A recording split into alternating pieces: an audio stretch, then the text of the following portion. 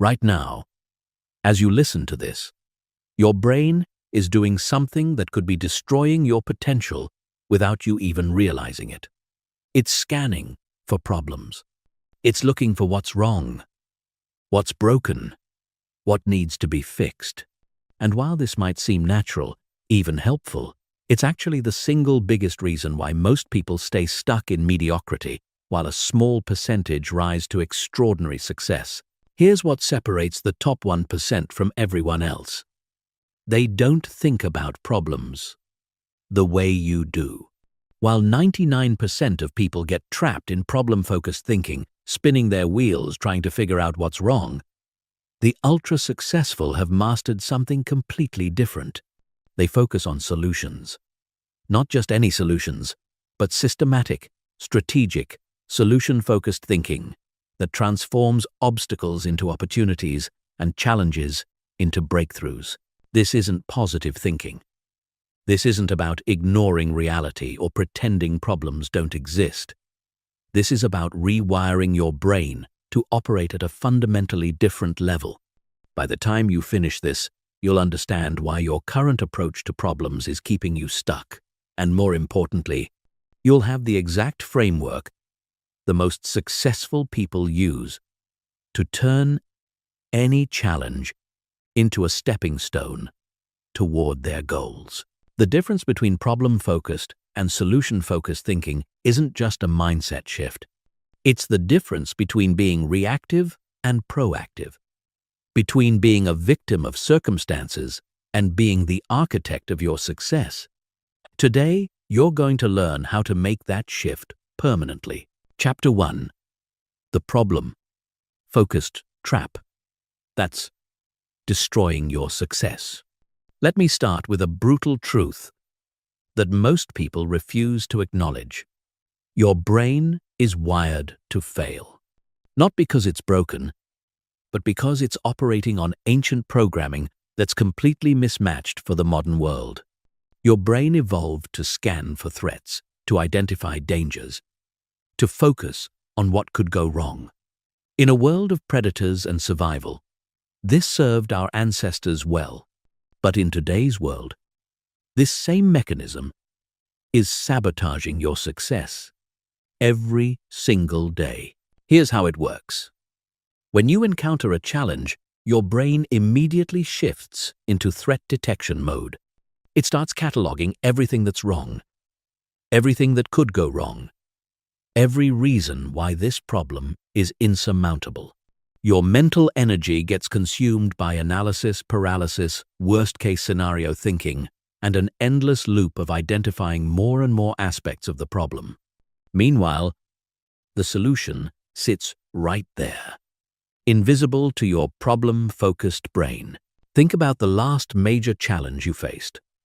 What did you spend most of your time thinking about?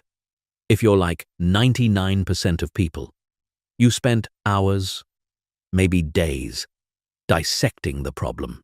You talked about it with friends. You worried about it. You analyzed every angle of what was wrong. You became an expert on the problem itself. But how much time did you actually spend generating, evaluating, and implementing solutions? Probably a fraction of the time you spent dwelling on the problem. This is the problem-focused trap. And it's everywhere. In businesses, teams spend entire meetings discussing what's going wrong instead of brainstorming how to fix it. Individuals spend years complaining about their circumstances instead of taking action to change them. Students focus on how hard a subject is instead of developing strategies to master it. People in relationships focus on what their partner does wrong instead of creating solutions for better communication. The most insidious part of this trap is that it feels productive. When you're analyzing a problem, when you're discussing what's wrong, when you're identifying all the obstacles, it feels like you're doing important work. Your brain gets a hit of dopamine from the activity, making you believe you're making progress. But you're not. You're just getting better at seeing problems. which only makes you more likely to see them everywhere. This creates a vicious cycle that destroys potential. The more you focus on problems, the better your brain becomes at spotting them. The better you get at spotting problems, the more overwhelmed and helpless you feel. The more overwhelmed you feel, the less likely you are to take action. The less action you take, the more problems accumulate. And the cycle continues, keeping you trapped in a reactive, victim-like mindset that guarantees mediocrity. Meanwhile, the people who are achieving extraordinary results have broken free from this trap entirely. They've trained their brains to operate differently. When they encounter a challenge, their first instinct isn't to analyze what's wrong. Their first instinct is to ask, what's the solution? How can we fix this? What's the fastest path forward? This isn't just a different approach to thinking. It's a different approach to living. But here's what's really happening at a neurological level. Every time you focus on a problem, you're strengthening the neural pathways associated with problem identification and threat detection. You're literally rewiring your brain to become better at seeing what's wrong. Every time you focus on solutions, you're strengthening completely different neural pathways associated with creativity, resourcefulness, and forward momentum. You're training your brain to become a solution-generating machine. The difference in results is staggering. Problem-focused people spend their lives putting out fires, constantly reacting to circumstances, always feeling behind. Solution-focused people spend their lives building, creating, and moving forward with purpose and clarity. They encounter the same challenges as everyone else, but they process them completely differently, which leads to completely different outcomes. This isn't about talent, intelligence, or luck. It's about which neural pathways you've been strengthening. And the good news is, regardless of how long you've been trapped in problem-focused thinking, you can rewire your brain starting today. Neuroplasticity means your brain is constantly changing based on what you focus on. Focus on problems, and you become a problem-focused person. Focus on solutions, and you become a solution-focused person. The choice is yours, but the stakes couldn't be higher. Chapter 2. Why your brain defaults to problems and how it's sabotaging your life. To understand why shifting to solution-focused thinking is so powerful, you need to understand exactly why your brain defaults to problems in the first place. This isn't a character flaw or a personal weakness. This is hardwired biology that served a purpose for thousands of years, but is now actively working against your success. Once you understand the mechanism, you can begin to override it. Your brain operates on what psychologists call a negativity bias. This means your brain gives significantly more weight to negative information than positive information. Studies show that it takes approximately 5 positive experiences to counterbalance 1 negative experience in your brain. Your brain is literally designed to pay more attention to what's wrong than what's right, what's dangerous than what's safe, what's broken than what's working. From an evolutionary perspective, this made perfect sense. The human who noticed the rustling bush and assumed it was a predator lived longer than the human who assumed it was just the wind. The person who focused on potential threats and problems had a better chance of survival than the person who ignored them. Your ancestors who made it through thousands of years of danger and passed on their genes were the ones with highly developed threat detection systems. But here's the problem. Your brain can't tell the difference between a saber-toothed tiger and a work deadline. It can't distinguish between a life-threatening predator and a difficult conversation with your boss. Your threat detection system treats every challenge as if it's a matter of life and death, flooding your system with stress hormones and triggering the same fight-or-flight response that helped your ancestors survive actual threats. This creates what researchers call the problem-focused loop.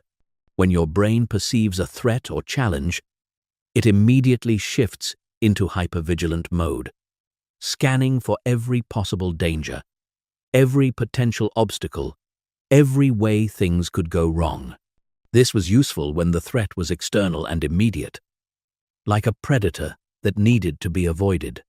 But when the threat is internal or complex, like a career challenge or relationship issue, this same mechanism becomes counterproductive. Instead of helping you escape danger, it traps you in endless loops of worry, analysis, and problem identification. Your brain becomes so focused on cataloging everything that's wrong that it has no mental resources left for creativity, innovation, or solution generation. You become an expert on the problem but remain clueless about the solution.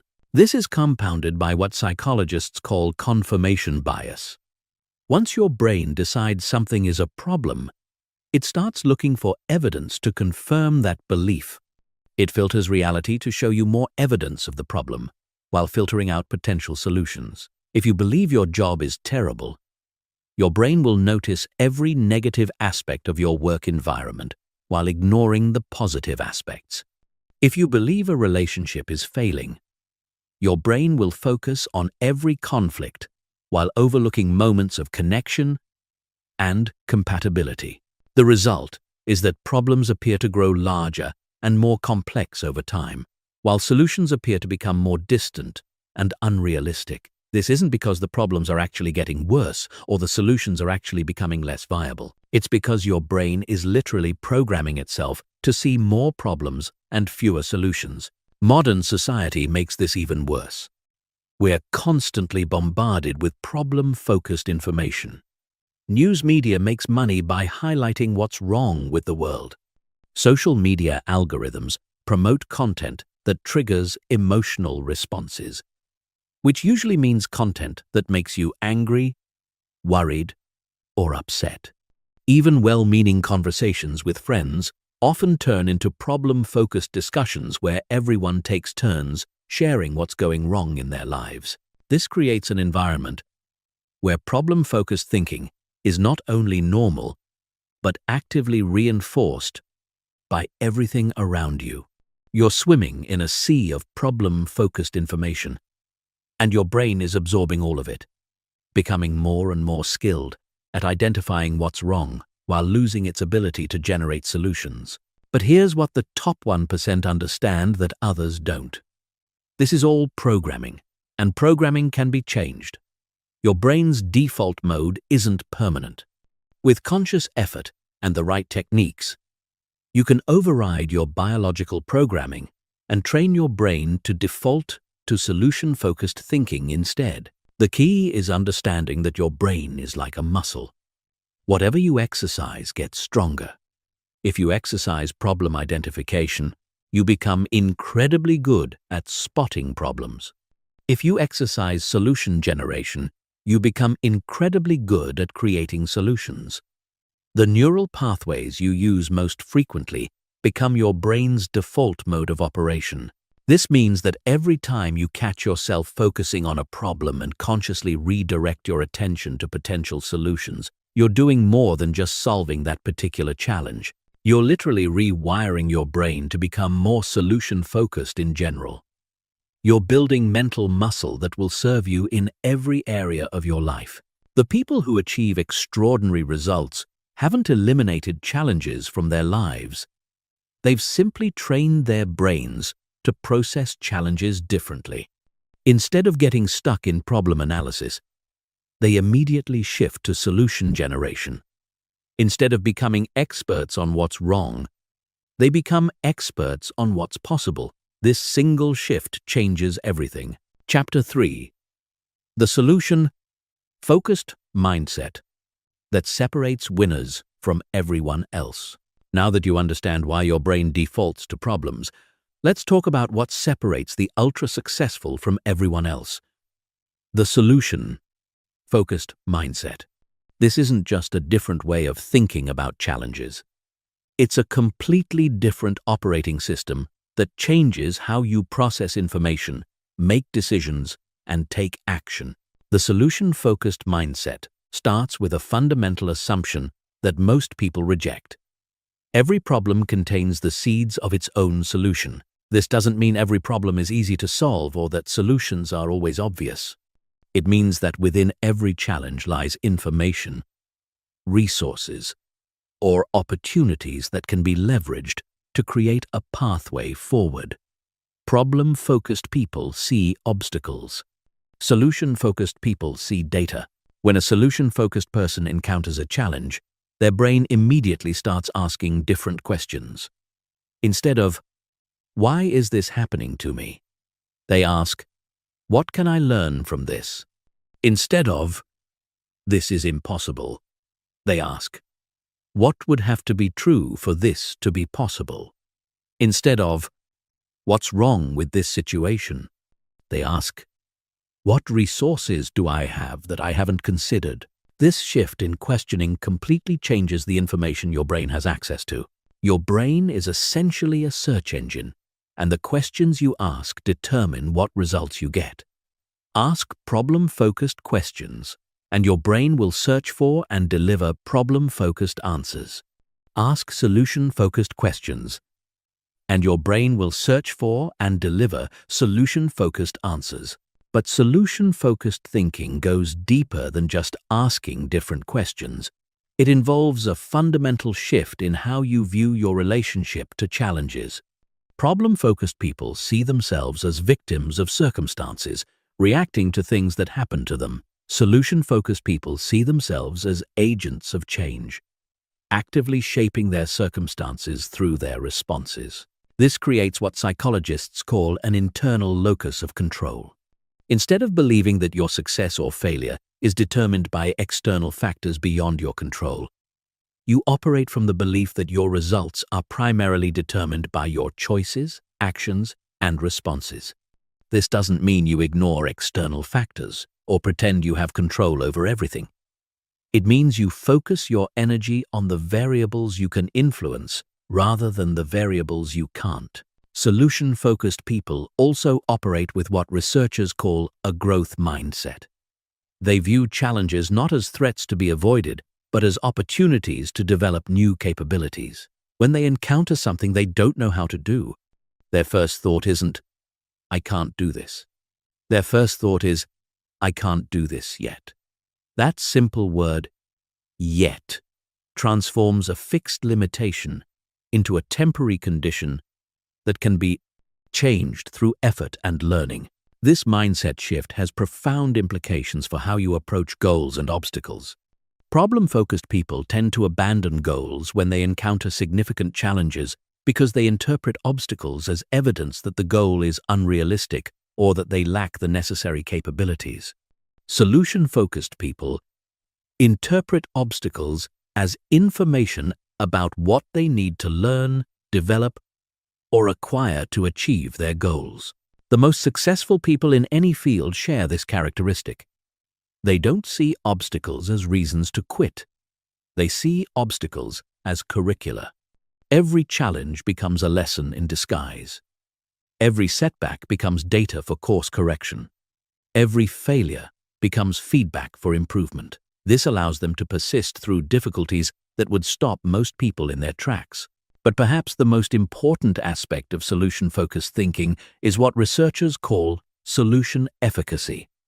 The belief that solutions exist and that you have the capability to find them. This isn't blind optimism or wishful thinking. It's a practical assumption based on evidence. Throughout human history, people have consistently found ways to solve problems that initially seemed impossible. Every technology you use, every convenience you enjoy, every system that makes your life easier exists because someone refused to accept that a problem was unsolvable. The airplane exists because the Wright brothers didn't accept that human flight was impossible. The internet exists because computer scientists didn't accept that global communication was too complex. Every breakthrough in human history started with someone who maintained solution efficacy in the face of apparent impossibility. Solution-focused people understand that the vast majority of limitations are temporary and contextual, not permanent and absolute. They know that Impossible usually just means we haven't figured out how to do it yet. They approach challenges with curiosity rather than resignation, with resourcefulness rather than helplessness. This creates a completely different emotional relationship to challenges. Problem-focused people experience anxiety, frustration, and stress when they encounter obstacles because they interpret obstacles as threats. Solution-focused people experience excitement, curiosity, and motivation when they encounter obstacles because they interpret obstacles as puzzles to be solved. The emotional difference is crucial because your emotional state directly affects your cognitive capabilities. When you're stressed and anxious, your brain's executive functions are impaired. You have less access to creativity, innovation, and complex problem-solving. When you're excited and curious, your brain operates at peak performance. You have full access to your creative and analytical capabilities. This means that solution-focused people don't just think differently about problems. They literally have access to better mental resources for solving them. Their mindset creates a positive feedback loop where challenges enhance rather than diminish their problem-solving capabilities. Chapter 4. The Solution Focus Framework that guarantees results. Understanding the mindset is just the beginning. To actually transform how you approach challenges, you need a systematic framework that you can apply to any situation. The most successful people don't just happen to think about solutions. They have specific, repeatable processes that automatically direct their attention towards solutions and away from problems. This framework consists of 5 sequential steps that take you from problem identification to solution implementation. Each step is designed to counteract your brain's natural tendency to get stuck in problem analysis, and instead redirect your mental energy toward productive action. Step 1 is problem acknowledgement without problem immersion. This is a crucial distinction that most people miss. You can't solve a problem you don't acknowledge, but you also can't solve a problem you're drowning in. The key is to identify and define the problem clearly and concisely. Then immediately shift your focus to solution generation. Problem acknowledgement means stating the challenge in specific, factual terms, without adding emotional commentary or catastrophic interpretations.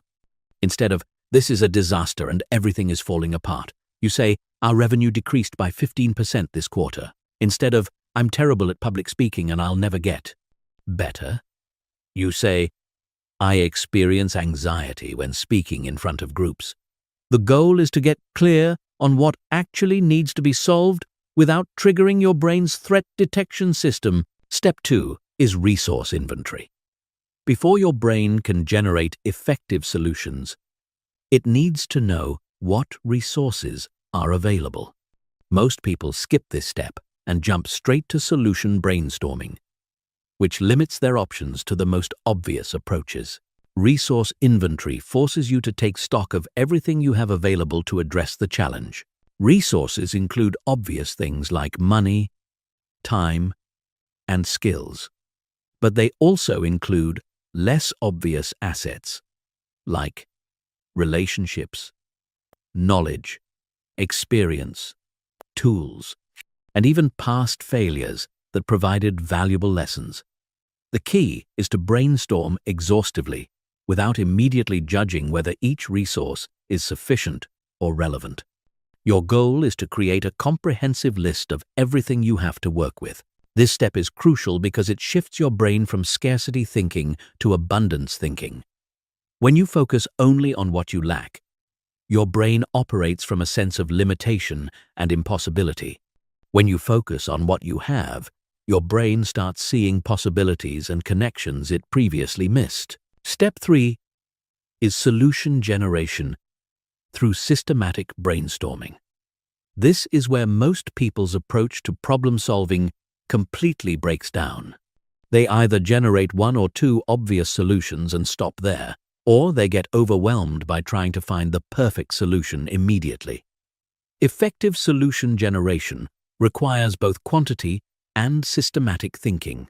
The goal in this step is to generate as many potential solutions as possible without immediately evaluating their feasibility. Your brain has two different modes: creative mode and analytical mode. They can't operate simultaneously, so you need to separate solution generation from solution evaluation.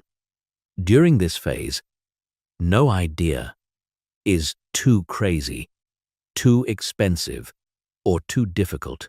Your only job is to generate options. Use specific prompting questions to stimulate creative thinking. If money were no object, how would I solve this? If I had all the time in the world, what would I do? If I could get help from anyone, who would I ask, and what would I ask them to do? What would someone with completely different background and experience do in this situation? How have other people solved similar challenges? The key is to push past your first few obvious ideas and force your brain to get creative. The best solutions are rarely the first ones you think of. They emerge when you push beyond conventional thinking and start exploring unconventional approaches. Step 4 is solution, evaluation, and selection. Now you switch from creative mode to analytical mode. You take all the solutions you generated and evaluate them based on specific criteria: feasibility, cost, time requirement, likelihood of success, and potential for additional benefits beyond solving the immediate problem. Create a simple scoring system where you rate each solution on a scale from 1 to 5 for each criterion.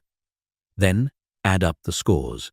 This prevents you from being swayed by solutions that sound exciting but aren't practical, or from dismissing solutions that seem boring but are highly effective. The goal isn't necessarily to find the perfect solution. It's to find the best solution given your current resources and constraints. Remember that you can always implement one solution now and implement additional solutions later if needed. Step 5 is implementation with progress tracking.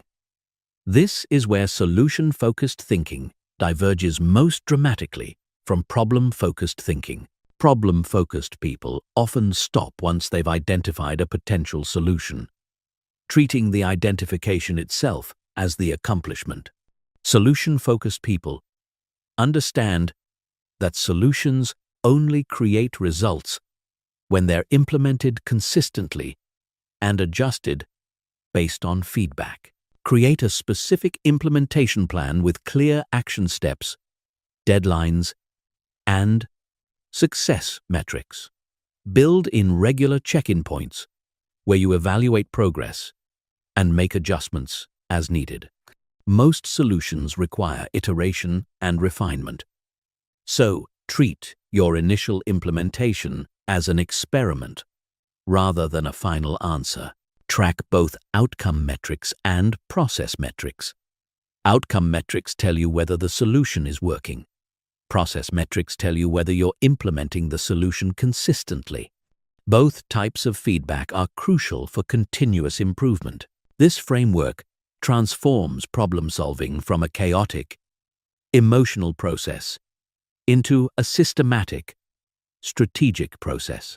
Instead of getting overwhelmed by challenges, you have a clear pathway from problem identification to solution implementation. Instead of spinning your wheels in analysis paralysis, you have a structured approach that maintains forward momentum. Chapter 5. Advanced Solution. Focused strategies for complex challenges. While the basic framework handles most everyday challenges, complex problems require advanced strategies. These are the techniques that separate good problem solvers from extraordinary ones. They're the methods that allow you to tackle challenges that seem impossible and find solutions that others miss entirely. The first advanced strategy is systems thinking. Most people approach problems as isolated incidents, but complex challenges are usually symptoms of larger systemic issues. Solution-focused people learn to zoom out and examine the broader system to find leverage points where small changes can create large improvements. Systems thinking starts with mapping the relationships between different elements of a problem. Instead of asking, "What's wrong with this specific situation?" you ask, "What patterns, processes, or structures are creating this type of situation repeatedly?" Instead of treating symptoms, you identify and address root causes. For example, if you're consistently missing deadlines, a surface-level solution might be working longer hours. A systems thinking approach would examine your entire workflow: how you estimate time requirements, how you prioritize tasks, how you handle interruptions, how you manage energy levels throughout the day. The solution might involve changing your estimation process, redesigning your workspace, or establishing new boundaries with colleagues. Systems thinking often reveals that what appears to be a resource problem is actually a design problem. You don't need more time. You need better systems for managing time. You don't need more money. You need better systems for generating and managing money. You don't need more willpower. You need better systems that require less willpower. The second advanced strategy is constraint theory. This comes from the principle that every system is limited by its weakest link. Instead of trying to improve everything simultaneously, you identify the single constraint that's limiting your entire system and focus all your resources on eliminating that constraint. This requires honest analysis of where your bottlenecks actually exist. Most people assume their constraints are external, things like lack of money, time, or opportunities. But often the real constraints are internal: limiting beliefs, inadequate skills, poor systems, or ineffective habits. Once you identify your primary constraint, you apply what researchers call constraint elevation.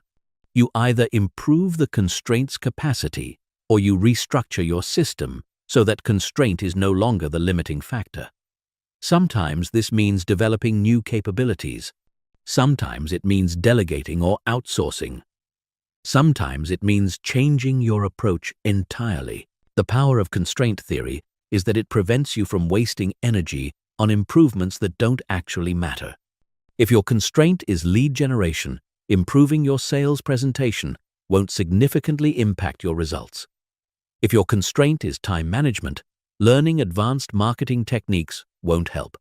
By focusing exclusively on your true constraints, you maximize the impact of your efforts. The third advanced strategy is solution stacking. Instead of looking for single solutions to complex problems, you combine multiple smaller solutions that work synergistically.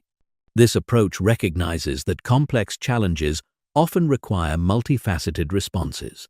Solution stacking starts with breaking complex problems into smaller, more manageable components. Instead of trying to solve, "I want to build a successful business," you break it down into specific challenges: market research, product development, customer acquisition, operations management, financial planning. Each component can then be addressed with targeted solutions. The key is to look for solutions that address multiple components simultaneously. The best solutions often create positive spillover effects that improve several areas at once. For example, creating high-quality content for your business might simultaneously address customer education, brand building, lead generation, and search engine optimization. Solution stacking also involves sequencing your solutions strategically. Some solutions create prerequisites for other solutions. Some solutions compound when implemented together. By thinking strategically about the order and combination of your solutions, you can create momentum that accelerates your progress. The fourth advanced strategy is solution modeling. Instead of starting from scratch, you study how others have solved similar problems and adapt their approaches to your specific situation. This dramatically reduces the time and energy required to generate effective solutions. Solution modeling involves identifying people or organizations that have successfully addressed challenges similar to yours. You study their strategies, processes, and decision-making frameworks. You identify the principles behind their success and adapt those principles to your context. The key is to focus on principles rather than tactics. Tactics are specific actions that work in specific situations. Principles are underlying truths that can be applied across different contexts. For example, the specific marketing tactics that work for a software company might not work for a restaurant, but the principles of understanding your customer, creating value, and building trust apply universally. Solution modeling also involves studying failures, not just successes. By understanding what doesn't work and why, you can avoid costly mistakes and identify potential pitfalls before you encounter them. The fifth advanced strategy is solution evolution. This recognizes that the best solutions often emerge through iteration rather than perfect initial design. Instead of trying to find the perfect solution immediately, you implement good enough solutions and improve them based on real-world feedback. Solution evolution starts with rapid prototyping, creating quick, low-cost versions of potential solutions that allow you to test your assumptions and gather data. Instead of spending months planning the perfect approach, you spend days or weeks testing imperfect approaches and learning from the results. This approach is particularly powerful for complex challenges where you can't predict all the variables in advance. Instead of trying to plan for every contingency, you create adaptive solutions that can be modified based on what you learn through implementation.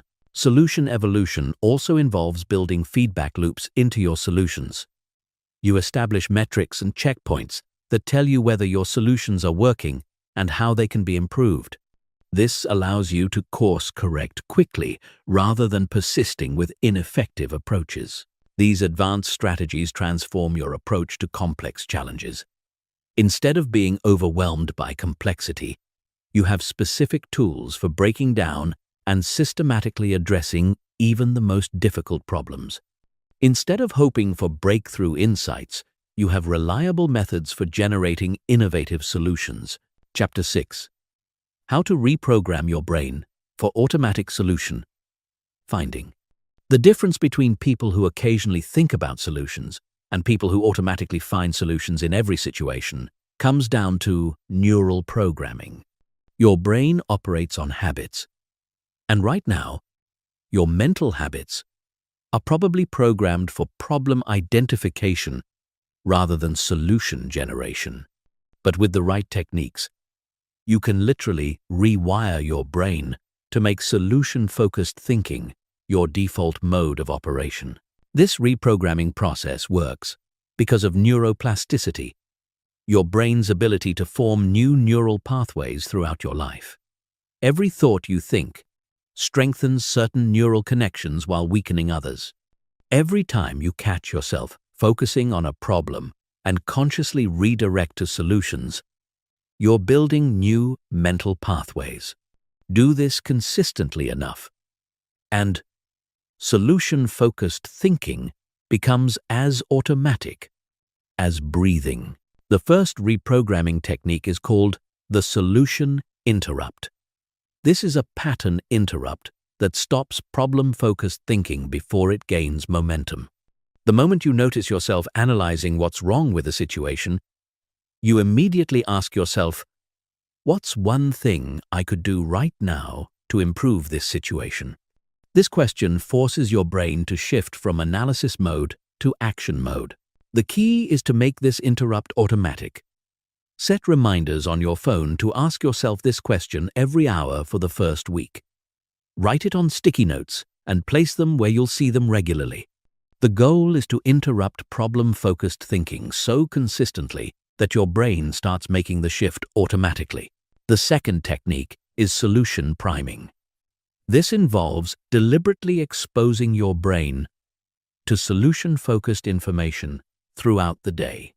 Instead of starting your morning by checking news or social media, which primes your brain for problem-focused thinking, start with content that showcases human ingenuity, problem-solving, and achievement. Read biographies of people who overcame significant challenges. Listen to podcasts about innovation and entrepreneurship. Watch documentaries about breakthrough discoveries. Study case studies of companies that turned around from failure to success. This isn't about blind positivity. It's about training your brain to see examples of successful problem solving so it knows what's possible. Solution priming also involves changing your language patterns. Problem-focused people use language that emphasizes limitations. I can't. It's impossible. There's no way. This always happens. Solution-focused people use language that emphasizes possibilities. How might I? What if? There must be a way. This is interesting. Your language doesn't just reflect your thinking. It shapes your thinking. When you consistently use solution-focused language, you literally program your brain to look for solutions.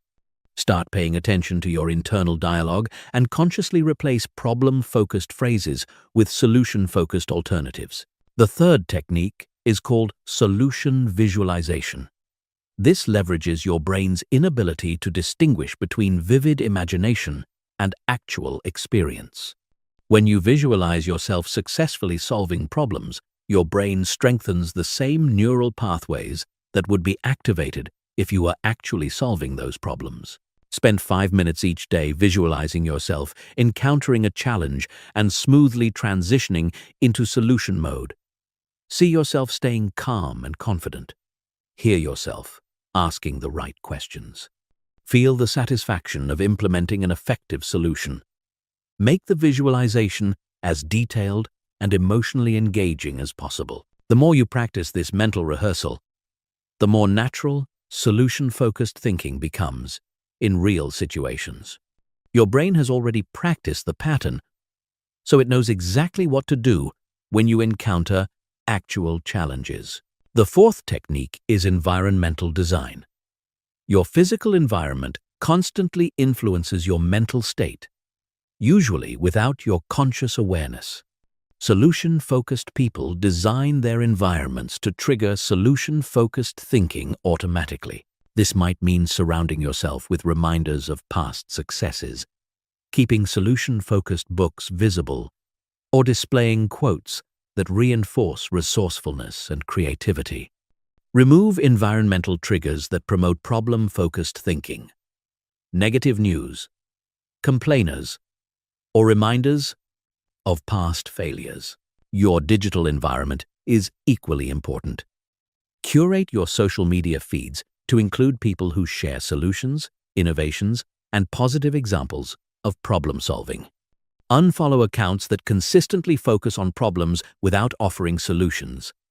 Subscribe to newsletters and channels that showcase human achievement and possibility. The fifth technique is accountability partnership. Your brain changes faster when your new thinking patterns are reinforced by social interaction. Find someone who shares your commitment to solution-focused thinking and check in with each other regularly. Share the challenges you're facing and the solutions you're implementing. Celebrate each other's progress in making this mental shift. Challenge each other when you slip back into problem-focused thinking. Having external accountability accelerates the reprogramming process and makes it more likely to stick. These techniques work because they address reprogramming at multiple levels: conscious attention, subconscious exposure, mental rehearsal, environmental influence, and social reinforcement. Used consistently, they create a compound effect that transforms solution-focused thinking from an occasional practice into an automatic response. Chapter 7.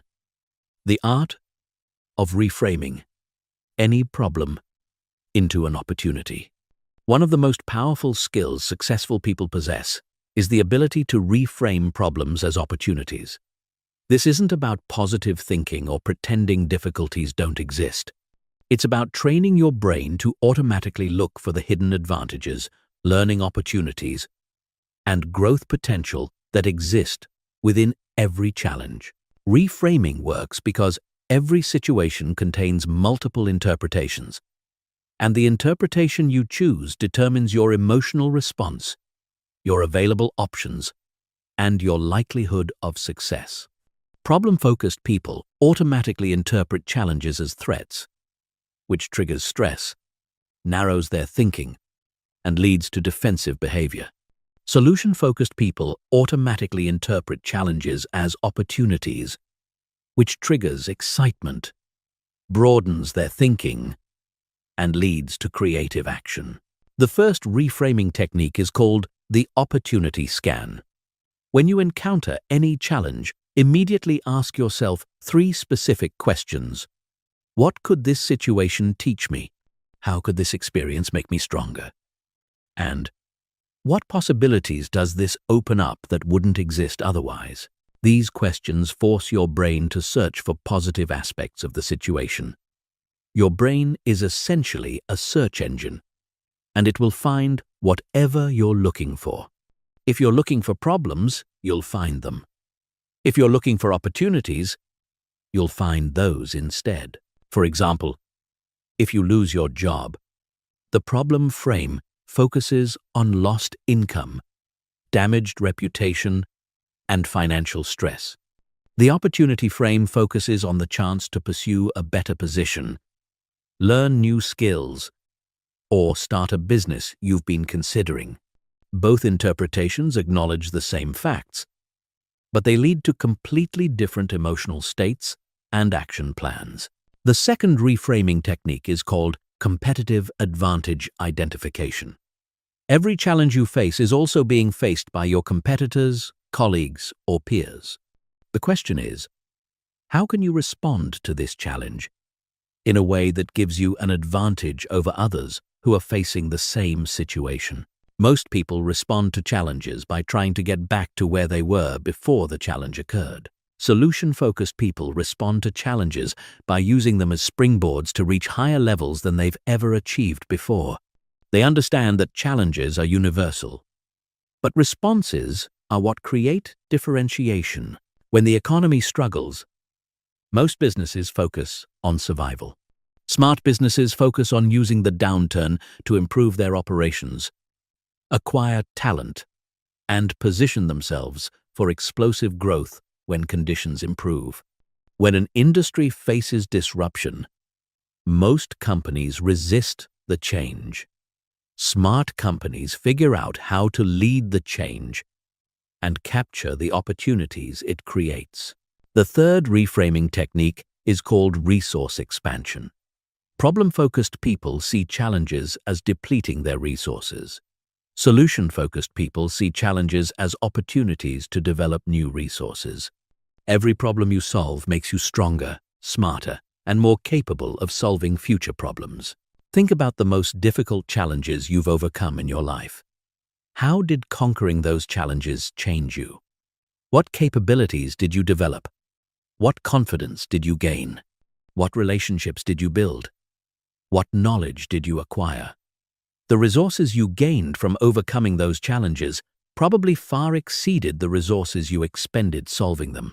This perspective transforms your relationship with difficulty. Instead of seeing challenges as costs, you see them as investments. Instead of avoiding difficult situations, you actively seek out challenges that will help you grow. This shift alone dramatically accelerates your personal and professional development. The fourth reframing technique is called timing optimization. Problem-focused people see challenges as interruptions that occur at the worst possible times. Solution-focused people understand that the best time to develop new capabilities, strengthen relationships, and gain competitive advantages is often during challenging periods. Economic downturns create opportunities to acquire assets at discount prices. Industry disruptions create opportunities to establish new market positions. Personal setbacks create opportunities to reassess priorities and make necessary changes that you've been postponing. The key is recognizing that timing is often perfect, even when it doesn't feel that way. The fifth reframing technique is called story restructuring. Your brain makes sense of events by creating narratives, and the story you tell yourself about what's happening determines how you feel and what actions you take. Problem-focused people create victim stories where things happen to them. Solution-focused people create hero stories where they actively shape their outcomes. In victim stories, you're at the mercy of circumstances beyond your control. In hero stories, you're the protagonist who faces challenges, develops new capabilities, and ultimately triumphs. Both stories can describe the same events, but they lead to completely different levels of empowerment and possibility. The most successful people are master storytellers who consistently frame their experiences in empowering ways. They don't ignore difficulties or pretend everything is easy. They acknowledge challenges while maintaining narratives that position them as capable of overcoming whatever they face. These reframing techniques work because they literally change your brain chemistry. When you interpret situations as opportunities rather than threats, your brain releases different neurotransmitters that enhance creativity, improve memory, and increase motivation. You gain access to mental resources that simply aren't available when you're in problem-focused mode. Chapter 8. Solution-focused communication that transforms relationships and results. Most people don't realize that the way they communicate about challenges either amplifies problems or accelerates solutions. Problem-focused communication creates drama, spreads negativity, and keeps everyone stuck in analysis paralysis. Solution-focused communication builds energy, generates ideas, and moves teams toward action. Master this distinction, and you'll transform every relationship and dramatically improve your results. The foundation of solution-focused communication is understanding that every conversation is either moving toward problems or moving toward solutions. There's no neutral ground. When you engage in problem-focused communication, you're training everyone involved to become better at seeing what's wrong. When you engage in solution-focused communication, you're training everyone to become better at seeing what's possible. The first principle of solution-focused communication is acknowledgement without amplification. You can acknowledge that problems exist without making them the focus of the conversation. Problem-focused communicators spend most of their time describing problems in detail, which amplifies the emotional impact and makes the problems seem larger and more overwhelming than they actually are. Solution-focused communicators acknowledge problems briefly and factually, then immediately shift the conversation to solution exploration. Instead of saying, "This is a disaster and I don't know how we're going to handle it," you say, "We have a challenge that needs our attention. Let's figure out how to address it." The difference in language might seem subtle, but the impact on everyone's mental state is profound. Problem-focused language triggers stress responses that impair thinking. Solution-focused language triggers curiosity and creativity that enhance thinking. The second principle is question design. The questions you ask determine where the conversation goes and what kind of thinking you stimulate in others. Problem-focused questions keep everyone focused on what's wrong. Why did this happen? Who's responsible for this mess? How bad could this get? Solution-focused questions redirect attention to what's possible. What are our options? What resources do we have? What's worked in similar situations? Master solution-focused questioning, and you can redirect any conversation from problem analysis to solution generation. Instead of asking, "Why are our sales declining?" ask, "What are 3 things we could do to increase sales?" Instead of asking, "Why is this project behind schedule?" ask, "What would need to happen to get back on track?" The third principle is energy management. Problem-focused communication drains energy from everyone involved. People leave problem-focused conversations feeling overwhelmed, discouraged, and less capable than when they started. Solution-focused communication generates energy. People leave solution-focused conversations feeling empowered, motivated, and confident in their ability to handle challenges. This energy difference has practical implications for results. Teams with higher energy levels are more creative, more collaborative, and more persistent. They generate better ideas and implement them more effectively. By consistently using solution-focused communication, you literally increase the capacity of everyone around you. The fourth principle is assumption seeding. The assumptions underlying your communication shape how others think about what's possible. Problem-focused communicators embed assumptions of limitation. This is going to be really difficult. I'm not sure we can pull this off. There's probably no good solution. These assumptions become self-fulfilling prophecies that limit what people are willing to attempt. Solution-focused communicators embed assumptions of capability. We'll figure this out.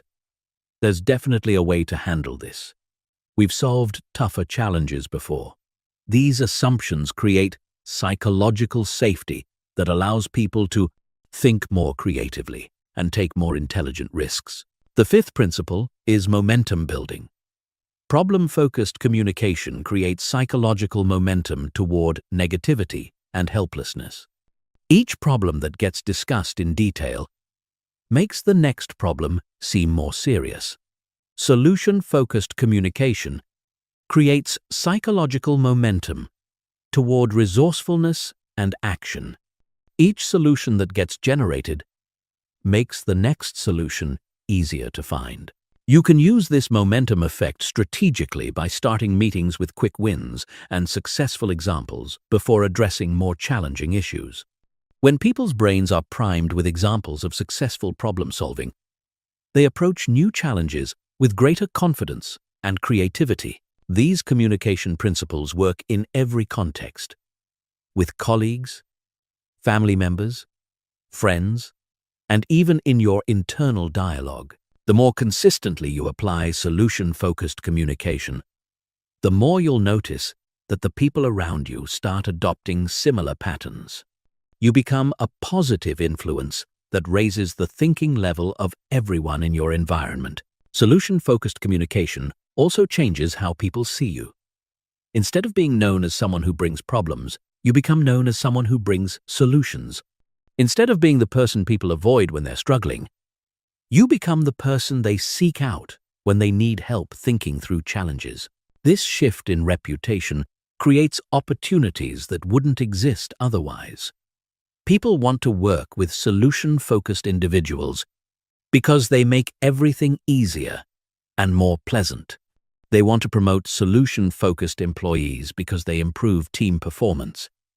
They want to partner with solution-focused businesses because they deliver better results with less drama.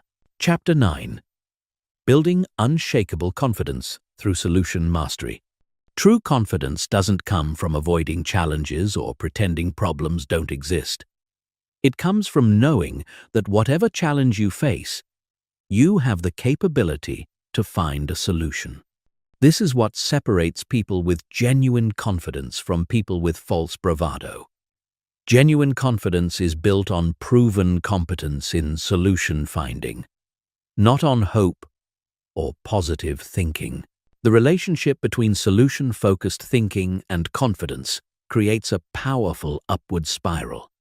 The more skilled you become at finding solutions, the more confident you feel facing new challenges. The more confident you feel, the more willing you are to tackle difficult problems. The more difficult problems you solve, the more skilled you become at finding solutions. This cycle continues indefinitely, constantly expanding your capabilities and confidence. Most people experience the opposite cycle. When they encounter challenges they can't solve immediately, they lose confidence in their abilities. Lower confidence makes them less likely to attempt difficult challenges, which means they don't develop better problem-solving skills.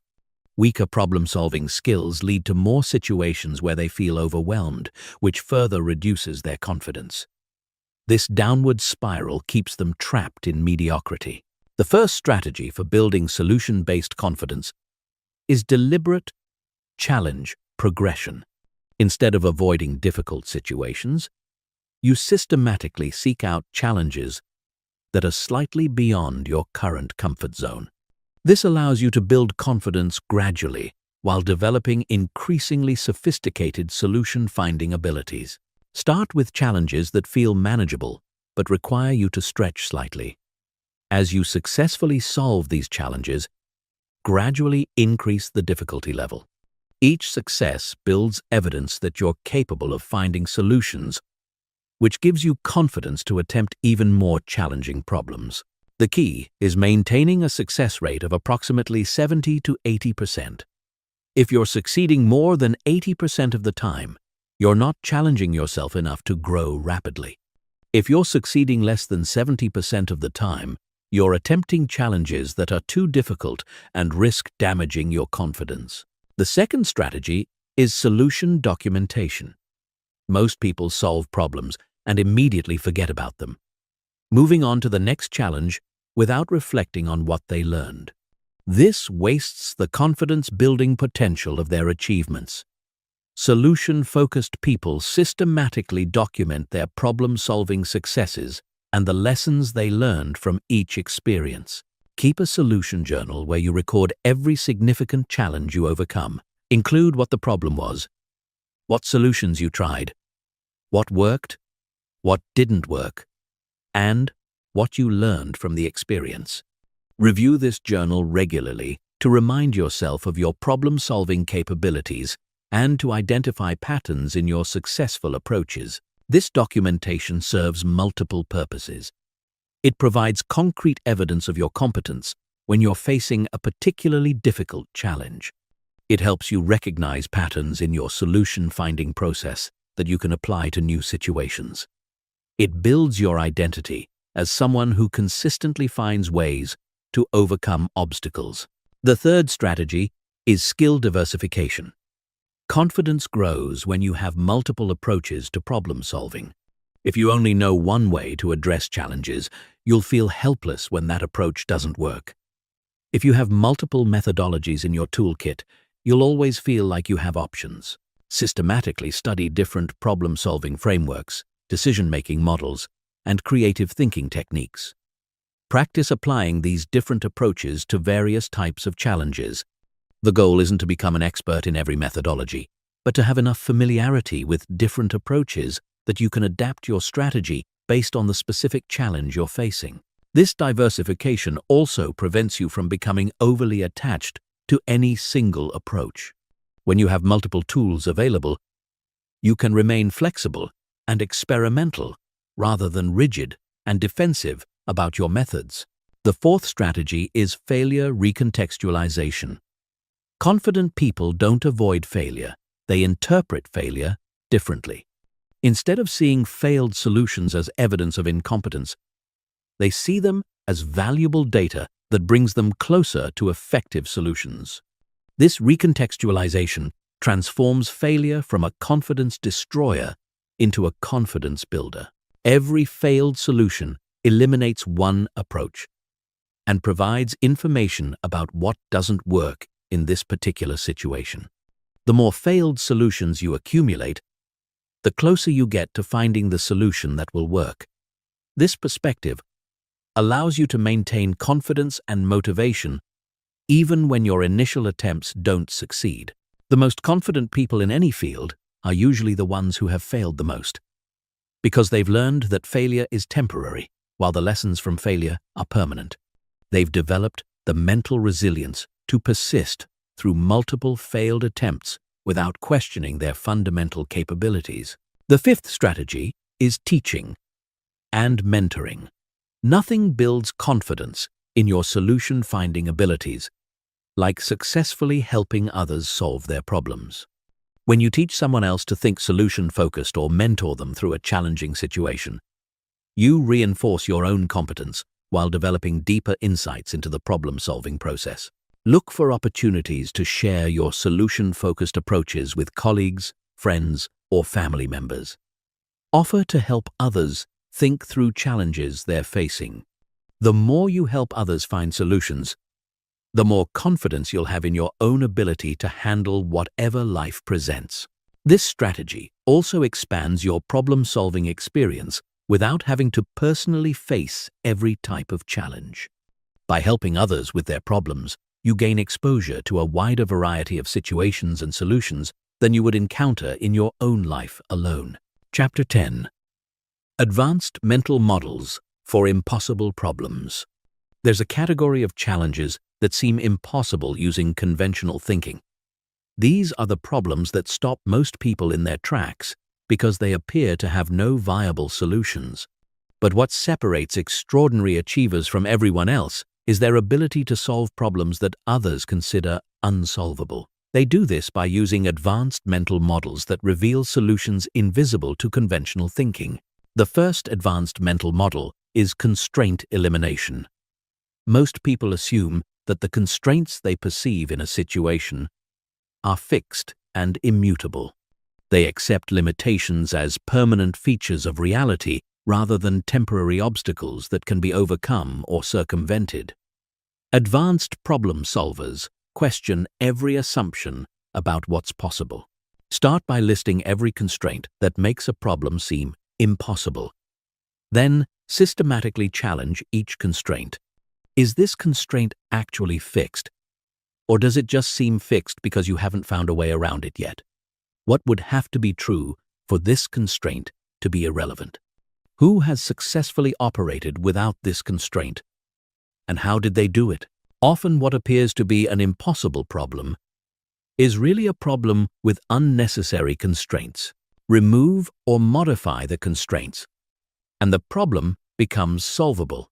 This requires mental flexibility and willingness to question conventional wisdom, but it opens up solution possibilities that others never consider.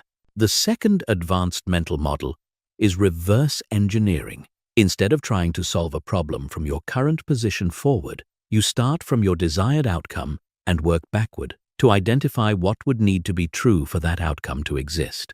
This reveals pathways that aren't visible when you approach the problem conventionally. Define your ideal outcome in specific detail. Then ask, what would need to happen immediately before this outcome for it to be possible? What would need to happen before that? Continue working backward until you reach something you can actually implement from your current position. This approach often reveals that impossible problems are actually sequences of very possible smaller problems. The challenge isn't that any individual step is impossible. It's that people can't see the complete pathway from where they are to where they want to be. The third advanced mental model is resource multiplication. Most people approach difficult problems by trying to acquire more resources. More money, more time, more people, more equipment.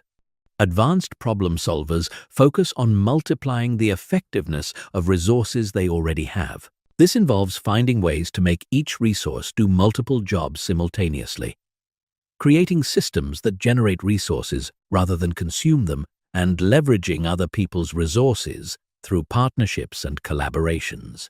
Instead of asking, "What resources do I need?" you ask, "How can I accomplish this with the resources I have?" Resource multiplication often involves changing the rules of the game rather than playing the existing game better. Instead of competing for scarce resources, you create new categories where resources are abundant. Instead of accepting traditional trade-offs, you find ways to achieve multiple benefits simultaneously. The fourth advanced mental model is perspective shifting. Impossible problems often become solvable when viewed from different perspectives. What appears impossible from one viewpoint might be straightforward from another. Advanced problem solvers systematically examine challenges from multiple angles until they find a perspective that reveals viable solutions. Ask how different types of people would approach this problem. How would an engineer solve it versus an artist versus an entrepreneur versus a child? How would someone from a different culture approach it? How would someone from a different time period have handled it? How would someone with unlimited resources solve it? Versus someone with no resources at all. Each perspective shift potentially reveals solutions that weren't visible from your original viewpoint. The goal isn't to find the right perspective, but to collect multiple perspectives until you have enough solution possibilities to find one that works. The fifth advanced mental model is paradox integration. Some problems appear impossible because they seem to require contradictory solutions. Advanced problem solvers learn to hold paradoxes in tension rather than trying to resolve them immediately. They look for ways to satisfy apparently opposing requirements simultaneously. Instead of choosing between speed and quality, they find ways to be fast and high quality. Instead of choosing between cost and features, they find ways to be inexpensive and feature-rich. Instead of choosing between growth and stability, they find ways to grow rapidly while maintaining stability. Paradox integration often requires creative redefinition of the problem itself. When you can't solve a problem as currently defined, sometimes the solution is to redefine the problem in a way that eliminates the contradictions. These advanced mental models work because they bypass the mental limitations that make problems appear impossible. They help you see beyond conventional constraints, discover hidden pathways, multiply your resources, shift your perspective, and integrate contradictions. Used consistently, they transform your relationship with difficulty from avoidance to excitement, because you know that every impossible problem is just a solution waiting to be discovered. Chapter 11. The Solution-Focused Daily Operating System that guarantees progress. Knowing how to think about solutions isn't enough. The difference between people who occasionally apply solution-focused thinking and people who consistently achieve extraordinary results comes down to having a daily operating system that makes solution-focused behavior automatic. This isn't about motivation or willpower. It's about designing your days so that every routine, every habit, and every decision point reinforces solution-focused thinking. Most people wake up each morning in reactive mode. They check their phones immediately, exposing their brains to a flood of problems, crises, and negative information before they've even gotten out of bed. They start their days by consuming other people's problems instead of focusing on their own solutions. This sets a problem-focused tone that influences their thinking for the entire day. Solution-focused people understand that the first hour of your day programs your brain for everything that follows. They protect this time fiercely and use it to prime their minds for solution-oriented thinking. Instead of immediately diving into problems, they invest the first part of their day in activities that strengthen their solution-finding capabilities. The first component of a solution-focused daily operating system is the morning solution session. This is a 15-minute ritual that prepares your brain to operate in solution mode throughout the day.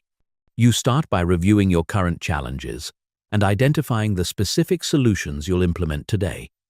Not just thinking about solutions, but committing to specific actions. This session serves multiple purposes. It shifts your brain into proactive mode instead of reactive mode. It gives you a clear focus for the day, so you're not wandering aimlessly from task to task. It builds momentum by connecting today's actions to your larger goals. And it reinforces your identity as someone who actively solves problems rather than someone who passively experiences them. During this session, you also practice solution visualization. You mentally rehearse yourself successfully implementing your planned solutions. You see yourself overcoming obstacles, staying focused, and achieving the results you want. This mental rehearsal strengthens the neural pathways associated with successful problem solving and increases the likelihood that you'll actually follow through on your plans. The second component is strategic decision-making throughout the day.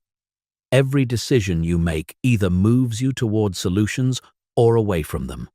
Solution-focused people develop the habit of asking themselves a simple question before every significant decision.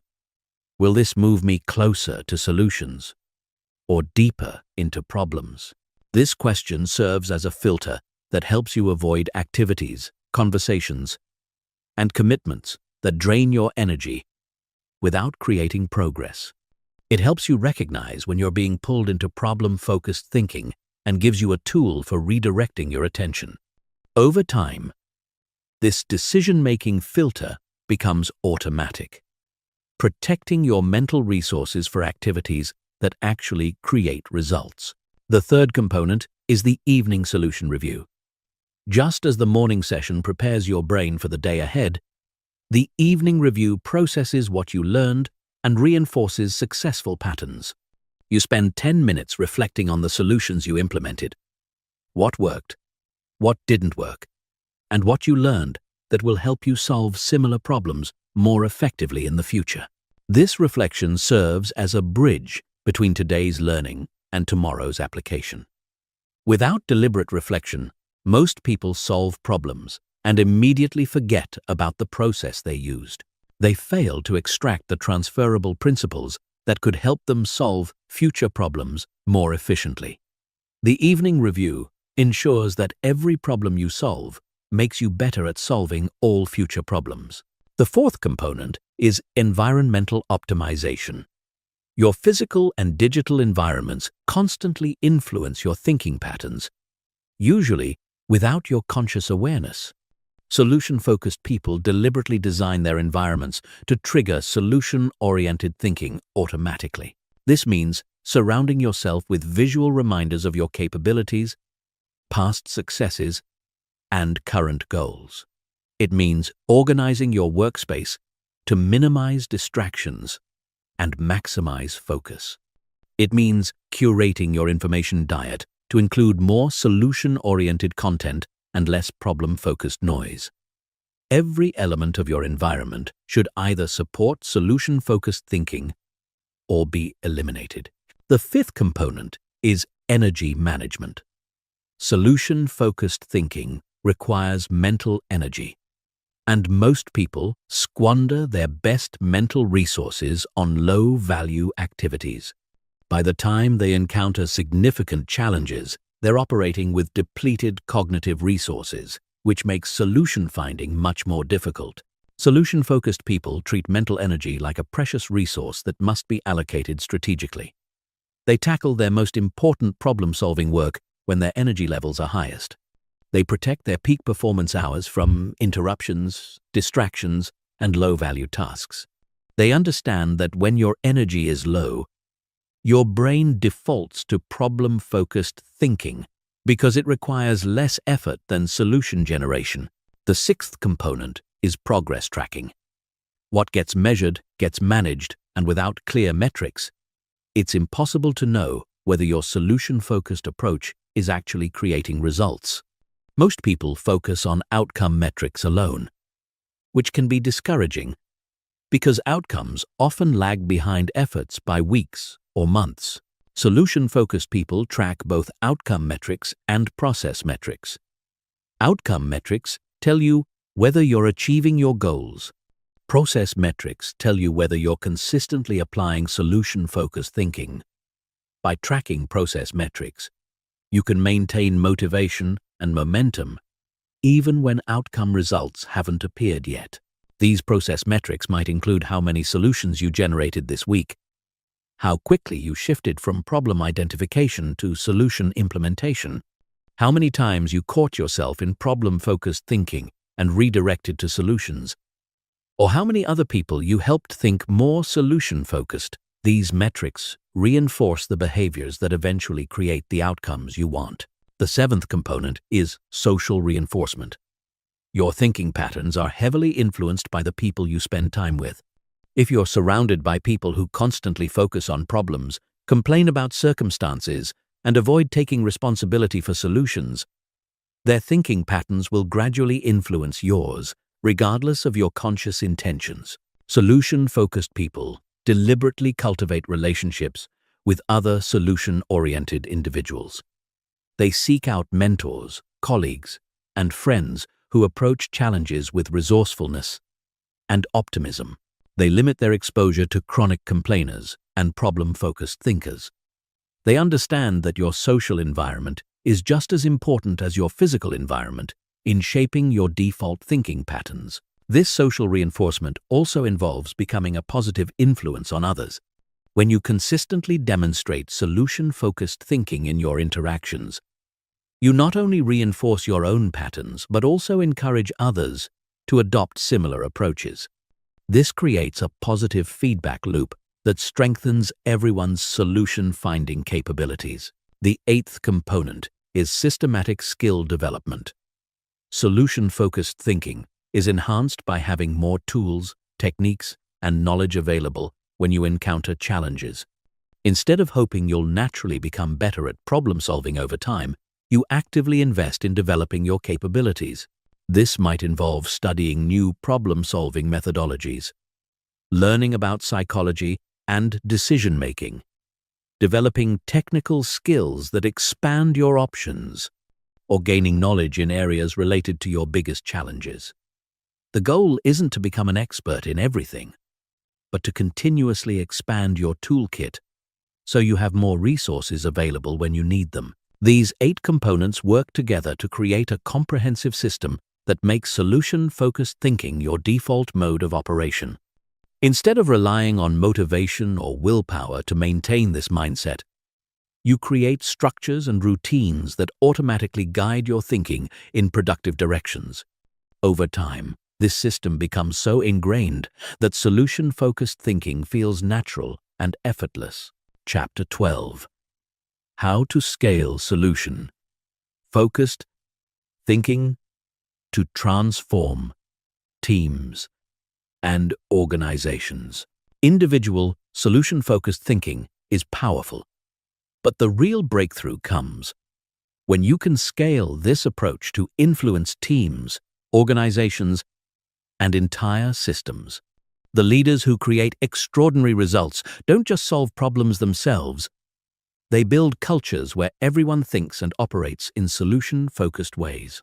This multiplies their impact exponentially and creates sustainable competitive advantages that are impossible for problem-focused organizations to match.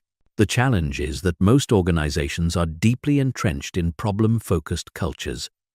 They hold meetings that focus on what's going wrong instead of what's possible. They create processes that emphasize avoiding mistakes instead of generating innovations. They reward people for identifying problems instead of implementing solutions. They hire based on technical skills while ignoring solution-focused thinking capabilities. Transforming organizational culture requires understanding that culture is nothing more than the collective thinking and behavior patterns of the people within the organization.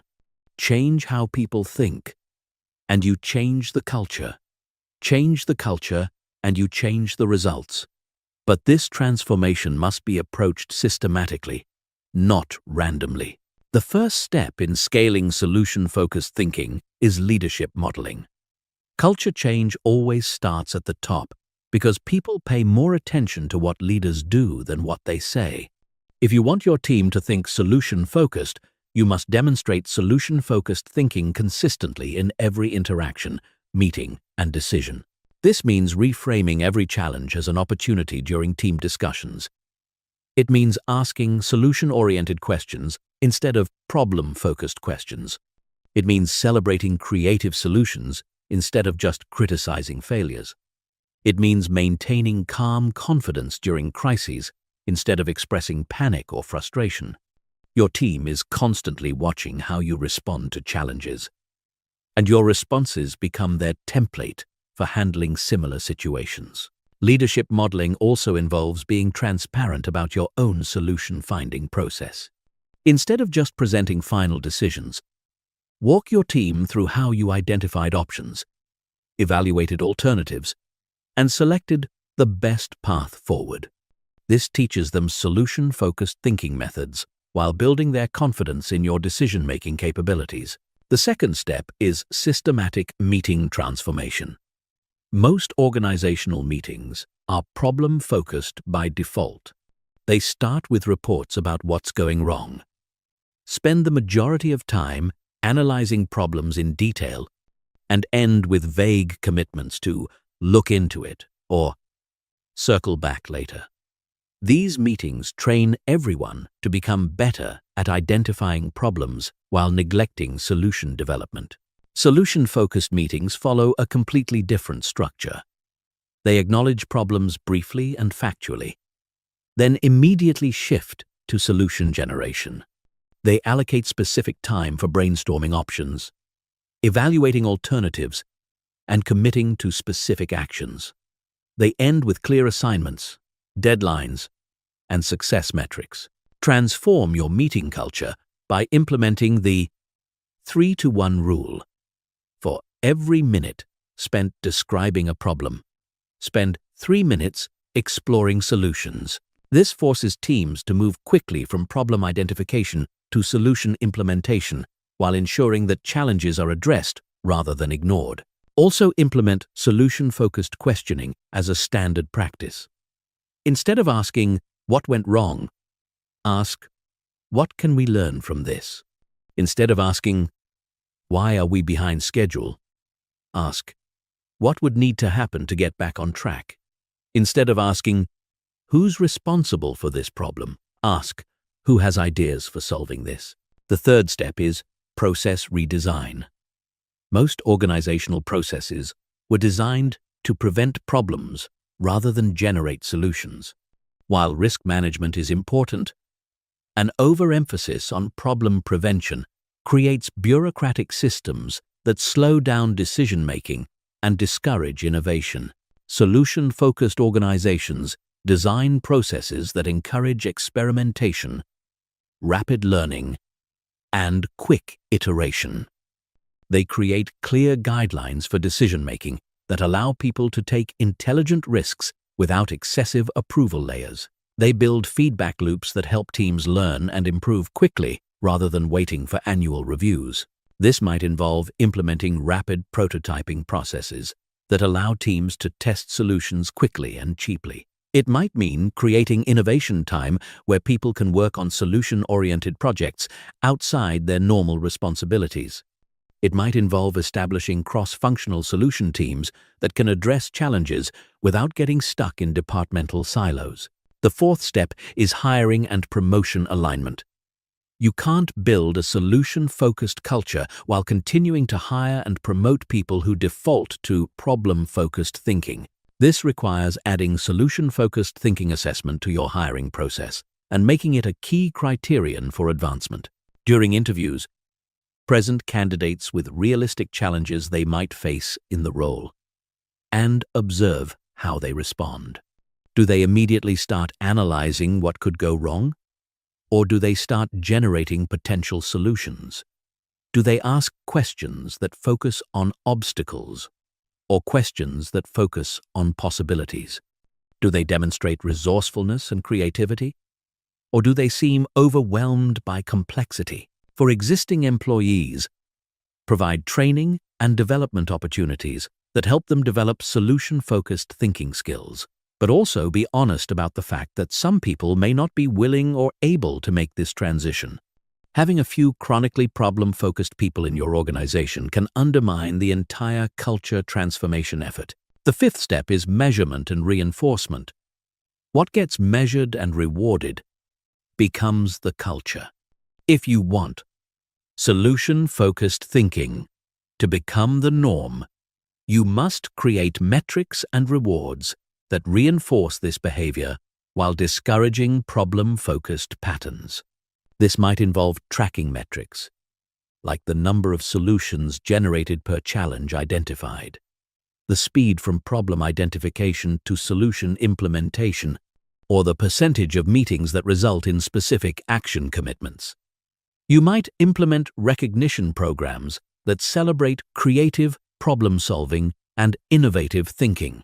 More importantly, you must stop rewarding problem-focused behaviors that many organizations accidentally encourage. Don't promote people just because they're good at identifying what's wrong. Don't give extra attention to departments that constantly need help solving crises. Don't celebrate employees who work excessive hours to fix problems that could have been prevented with better systems. The sixth step is creating solution-sharing systems. One of the most powerful ways to reinforce solution-focused thinking is to make successful solutions visible throughout the organization. When someone develops an effective solution to a challenge, that knowledge should be captured and shared so others can benefit from it. This might involve regular solution-sharing meetings where teams present successful approaches to challenges they've overcome. It might mean creating internal documentation systems that make it easy to find and apply solutions that have worked in similar situations. It might involve establishing mentoring relationships where experienced, solution-focused employees help others develop these capabilities. The goal is to create an environment where solution finding becomes a collective capability rather than just an individual skill. When everyone in the organization has access to the best thinking and most effective approaches, the entire system becomes more capable and resilient. The seventh step is external partnership alignment.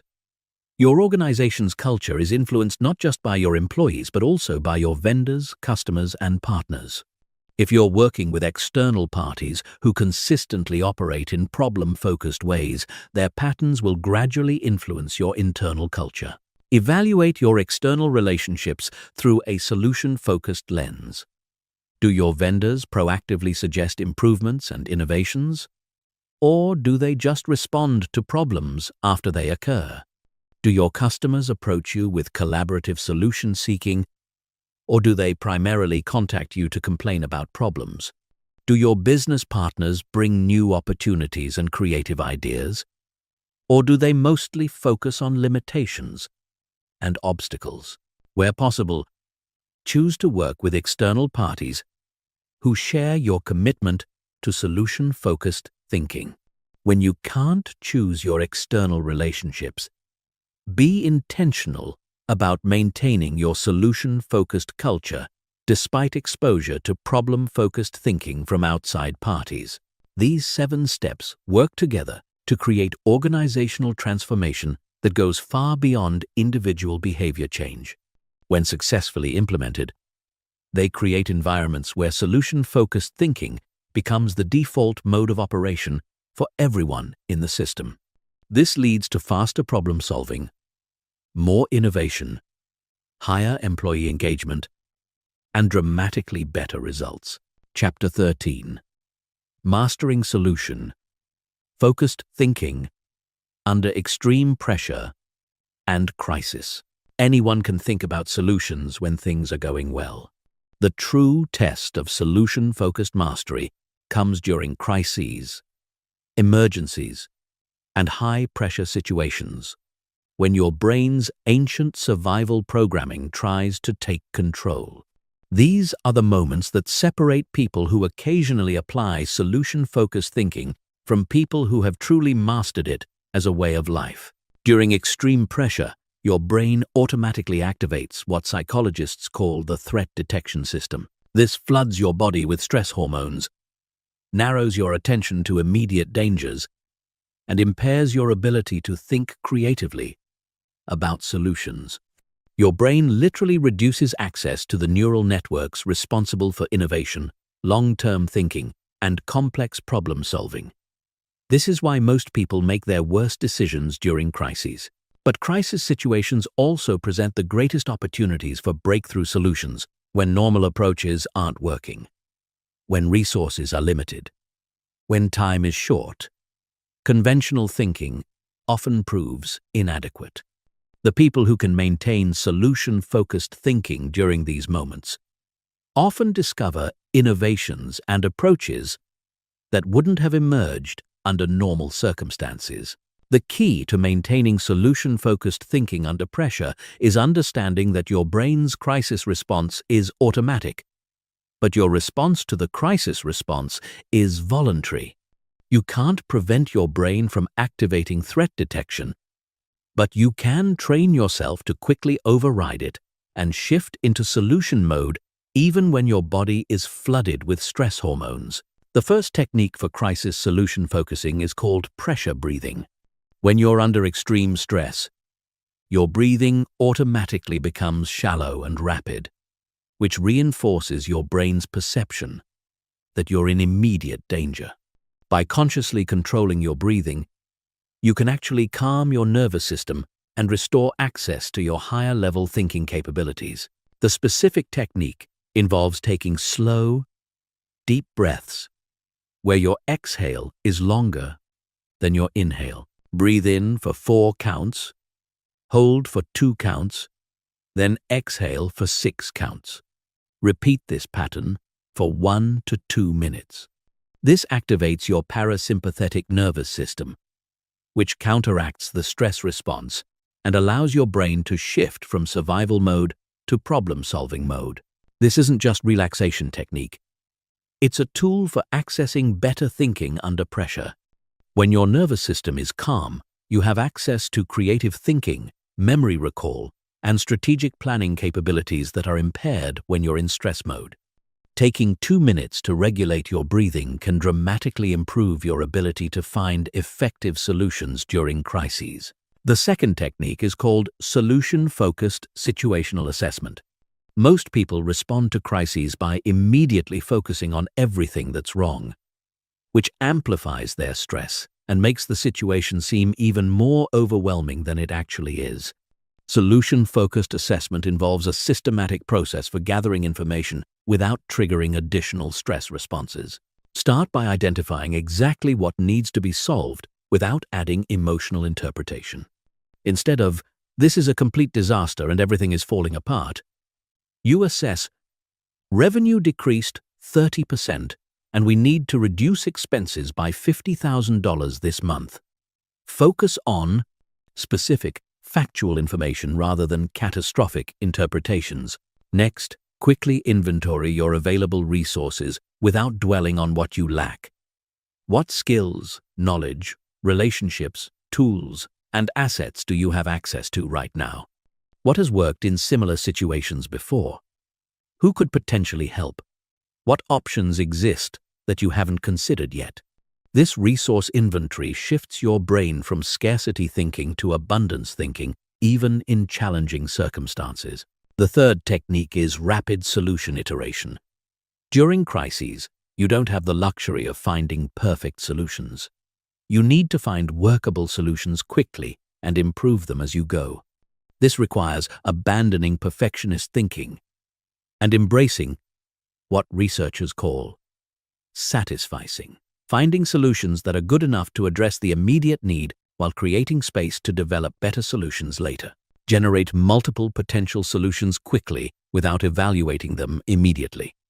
Set a timer for 5 minutes and brainstorm as many options as possible, no matter how unconventional or imperfect they might seem. Once you have a list of options, quickly select the one that offers the best combination of speed, feasibility, and impact. Implement it immediately while continuing to develop backup options. This approach prevents you from getting stuck in analysis paralysis during time-sensitive situations. It also builds momentum that often leads to additional insights and opportunities as you take action. Many breakthrough solutions emerge not from perfect initial planning, but from rapid experimentation and course correction. The fourth technique is stakeholder solution mobilization. Crises often feel overwhelming because you're trying to solve everything yourself.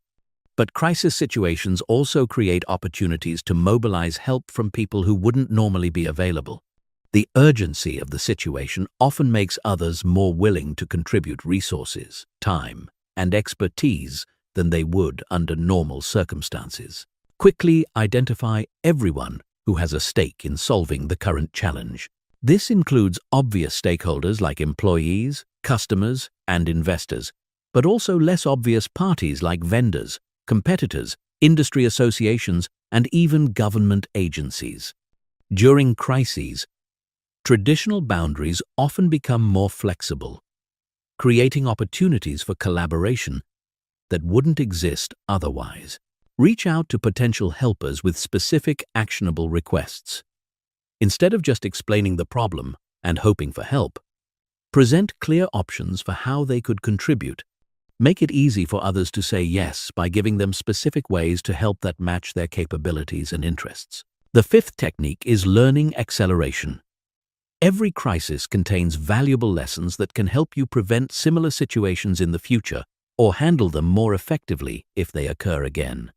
But most people are so focused on just surviving the immediate challenge that they fail to extract these lessons systematically. During the crisis, keep brief notes about what you're learning, what approaches are working, what assumptions proved incorrect, what resources turned out to be more valuable than expected, what relationships provided unexpected help, what skills would have been most valuable to have before this crisis occurred.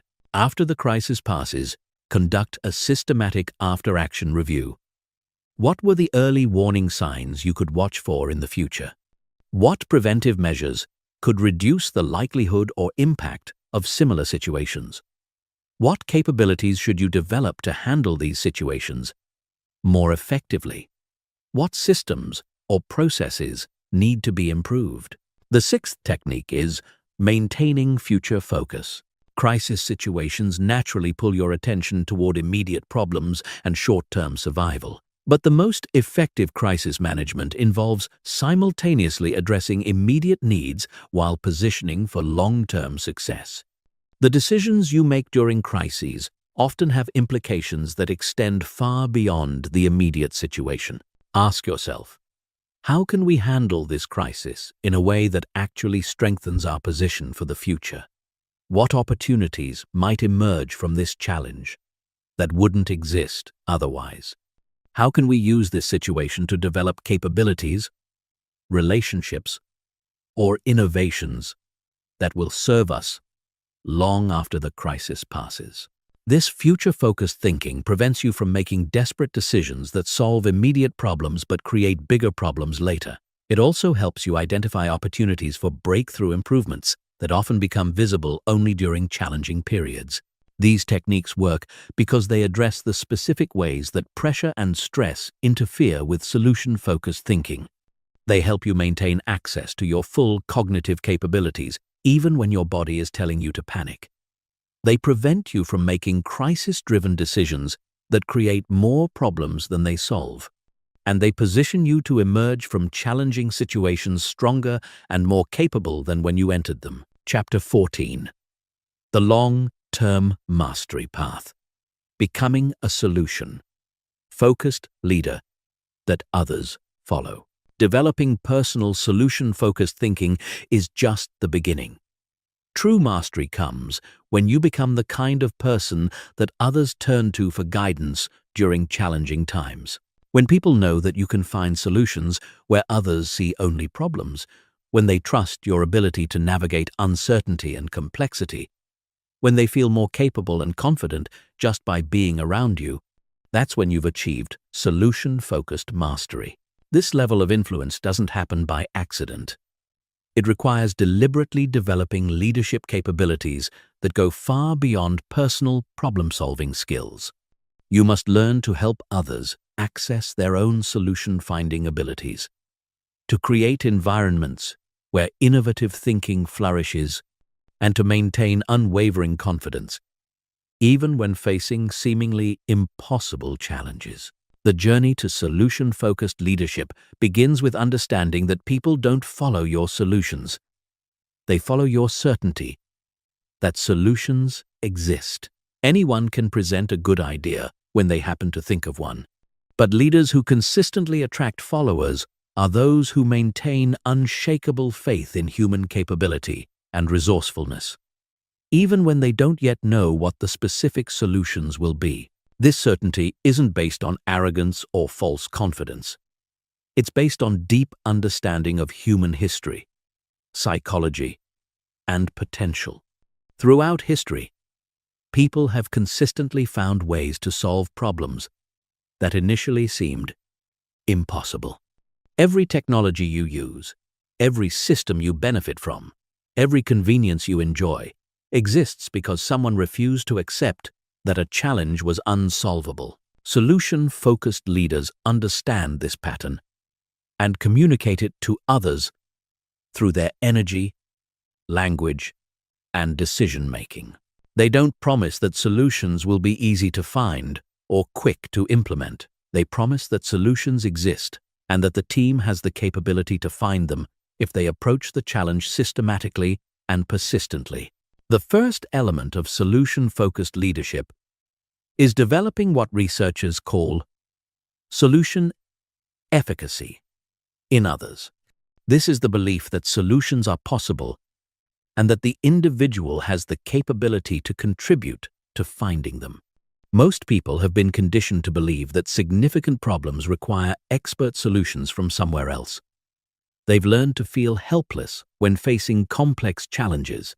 Solution-focused leaders help people rediscover their own problem-solving capabilities. They do this by asking questions that guide people toward their own insights, rather than providing answers directly. Instead of solving problems for others, they help others become better at solving problems themselves. This builds long-term capability rather than creating dependency. This involves strategic questioning that helps people access their own knowledge and creativity. What has worked in similar situations? What resources do we have that we haven't fully utilized? If we could solve just one aspect of this challenge, which aspect would create the most impact? What would someone from a completely different background do in this situation? These questions serve multiple purposes. They shift people's attention from problems to solutions. They help people realize they often know more than they initially thought. They encourage creative thinking by opening up new perspectives. And they build confidence by helping people experience success in solution finding. The second element is creating psychological safety for experimentation and failure. Innovation requires risk-taking, and risk-taking requires an environment where intelligent failures are treated as learning opportunities rather than disasters. Most people have been trained to avoid failure at all costs, which severely limits their willingness to attempt creative solutions. Solution-focused leaders understand that breakthrough solutions often emerge from failed experiments. They create cultures where people feel safe to propose unconventional ideas, test unproven approaches, and learn from outcomes that don't meet expectations. They celebrate intelligent risk-taking, even when it doesn't produce desired results. This doesn't mean accepting careless mistakes or repeated failures from the same causes. It means distinguishing between failures that result from insufficient effort or attention and failures that result from genuine experimentation with new approaches. The first type should be discouraged. The second type should be encouraged and learned from. The third element is systematic capability development in others. Solution-focused leaders don't just solve today's problems, they build their team's capacity to solve tomorrow's problems more effectively. They invest time and energy in developing others' solution-finding skills, decision-making abilities, and confidence in handling uncertainty. This involves providing stretch assignments that require people to develop new capabilities. It means offering coaching and mentoring that helps people reflect on their problem-solving processes and identify areas for improvement. It includes creating opportunities for people to learn from each other's successes and failures. Capability development also involves exposing people to diverse perspectives and approaches. Solution-focused leaders help their teams learn from other industries, disciplines, and cultures. They encourage reading, learning, and skill development that expands people's toolkit for addressing challenges. They understand that the more approaches people know, the more likely they are to find effective solutions. The fourth element is strategic communication that maintains team confidence during uncertainty. Leading through challenging times requires the ability to acknowledge difficulties honestly while maintaining collective belief that solutions will be found. This is a delicate balance that requires sophisticated communication skills. Solution-focused leaders learn to frame challenges in ways that motivate rather than discourage action.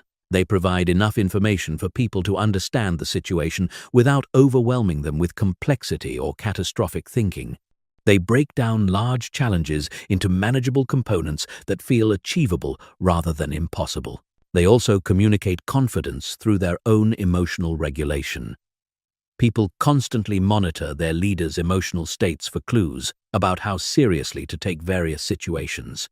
Leaders who remain calm and focused during crises help their teams access their best thinking capabilities. Leaders who panic or express despair trigger stress responses that impair everyone's problem-solving abilities. The fifth element is building solution-focused systems and processes. Individual leadership is powerful, but systematic leadership creates sustainable results that persist even when the leader isn't present. Solution-focused leaders design organizational systems that automatically encourage solution-oriented thinking and behavior. This might involve redesigning meeting structures to focus on solution generation rather than problem analysis. It could mean implementing decision-making frameworks that help teams evaluate options systematically rather than reactively. It might include creating recognition and reward systems that celebrate creative problem-solving and innovative thinking. The goal is to embed solution-focused thinking into the organization's DNA so deeply that it continues to operate effectively regardless of who's in leadership positions.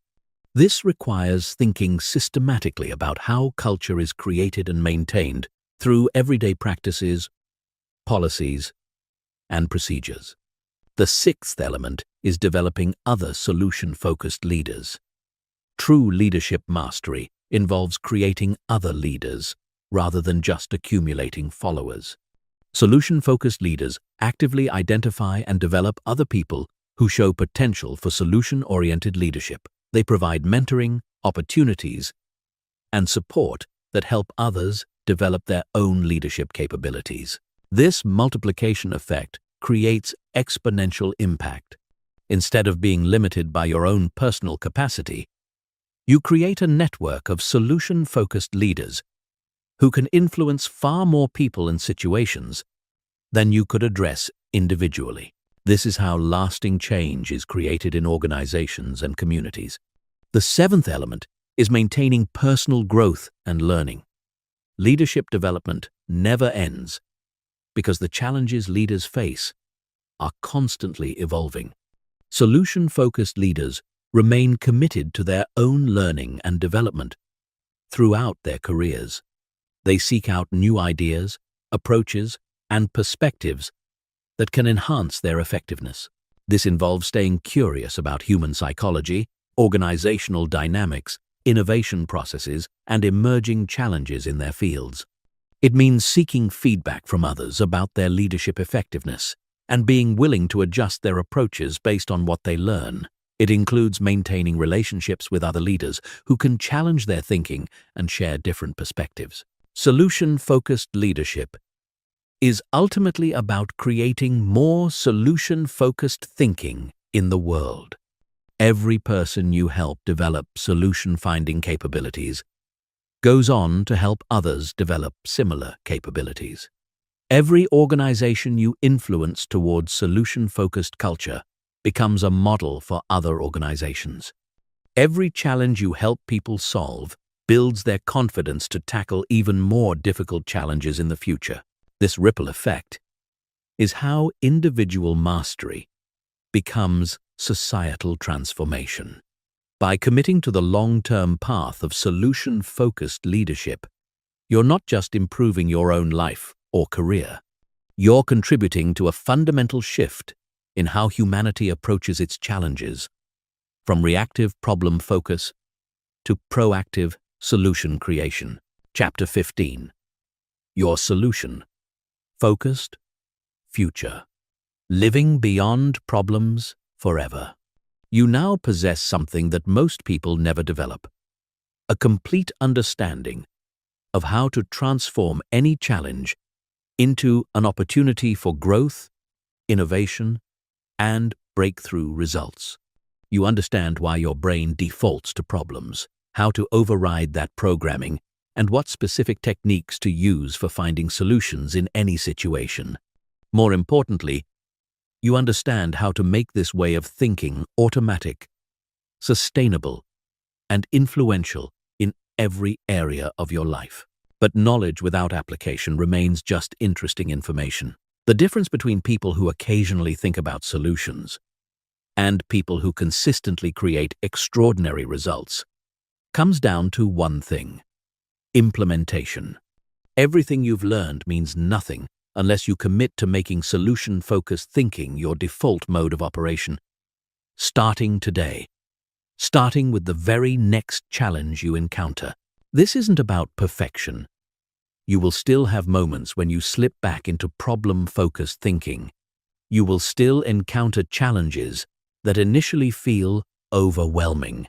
You will still face situations where the solutions aren't immediately obvious.